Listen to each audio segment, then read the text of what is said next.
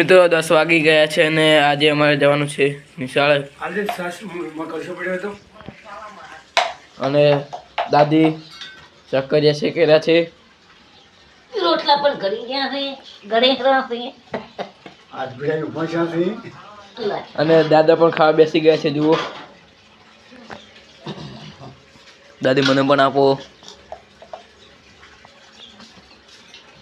જુઓ આપણે પણ શાક લઈ લીધું છે.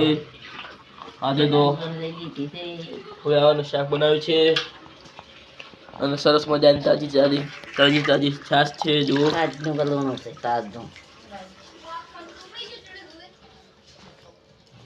જુઓ આપણે પણ લઈ લીધી છે. રોટલા કટવાનું તો મને.